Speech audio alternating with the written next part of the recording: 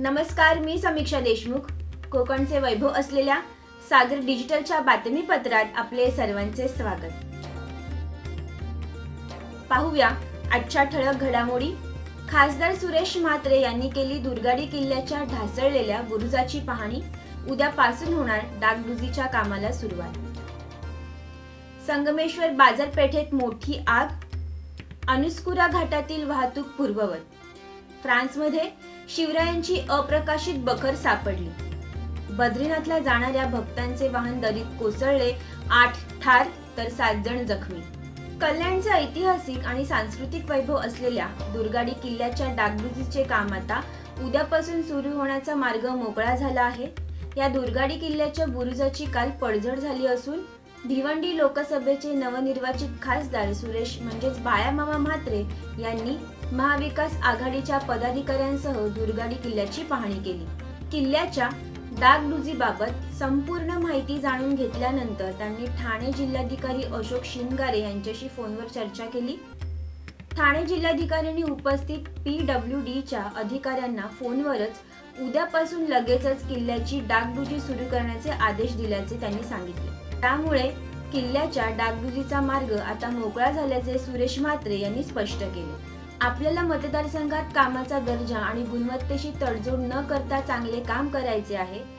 त्यामुळे किल्ल्याच्या डागडुजीचा मार्ग आता मोकळा झाल्याचे सुरेश म्हात्रे यांनी स्पष्ट केले. आपल्या मतदारसंघात कामांचा दर्जा आणि गुणवत्तेशी तडजोड न करता चांगले काम करायचे आहे. त्यामुळे आपण विकास कामांसाठी कोणाकडूनही 1 रुपया घेणार नाही. जर काम चांगले केले नाही तर मग तो कंत्राटदार असो किंवा शासकीय अधिकारी, त्यांचा कोणताही मूलइजा न ठेवता त्यांच्यावर कायदेशीर कारवाई करू असा सज्जड दमही सुरेश म्हात्रे यांनी यावेळी बोलताना दिला. याकडे दुर्लक्ष आहे असं निदर्शनात येत आहे. अशा आरोप देखील केले जात आहेत. काम निकृष्ट दर्जाचं या ठिकाणी झालेलं आहे. याबाबत आपण काय सांगाल? पुरातत्व खात्याचं दुर्लक्ष आहे म्हणण्यापेक्षा आपण सत्य परिस्थिती आता पाहिली, मी स्वतः बघितली आहेच. जे सत्य आहे ते सत्य आहेत.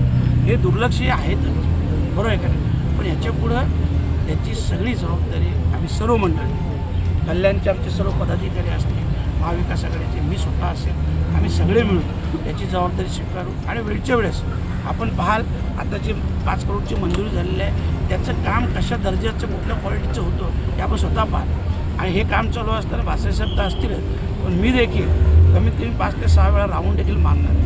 सर, या कशा दर्जाचं काम नाही असं वाटतंय आपल्याला? नाही. बघा, मी तुम्हाला पहिलेच सांगतो, मी स्वतः सांगितलेलं आहे, मी 1% कोणाकडून कमिशन घेणार नाही.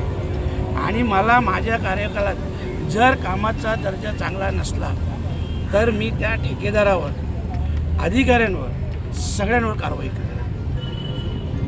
या बाबतीत मी कुठल्याही प्रकारची हायगाय करणार नाही, एकदम स्पष्टपणे सांगतो. कल्याण काश्मीरच्या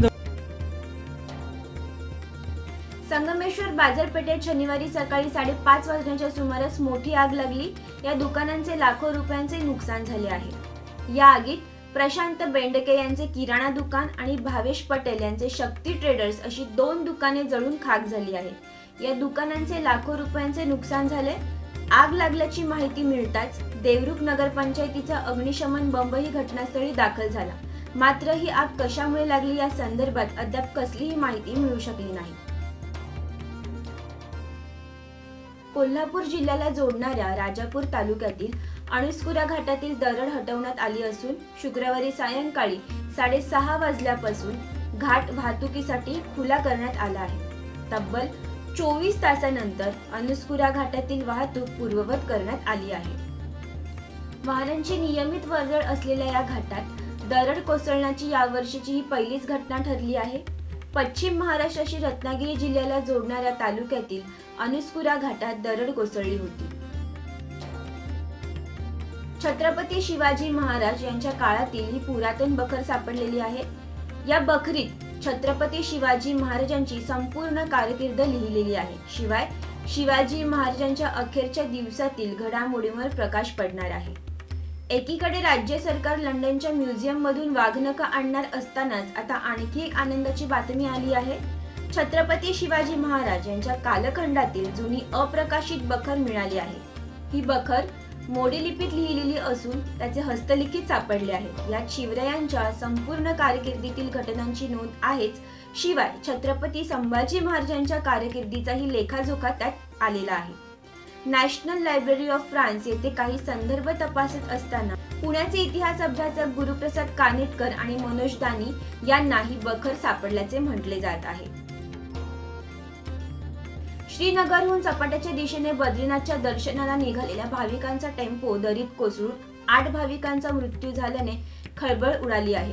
या प्रकरणाची चौकशी करण्याचे आदेश उत्तराखंडचे मुख्यमंत्री पुष्कर सिंह धामी यांनी दिले आहेत. बद्रीनाथाच्या दर्शनाला जाणाऱ्या भाविकांचा टेम्पो ट्रॅव्हलर उत्तराखंडातील रुद्रप्रयाग येथे चालकाचे नियंत्रण चुकल्याने दरीत कोसळून 8 ठार तर 7 जण जखमी झाल्याची घटना घडली आहे.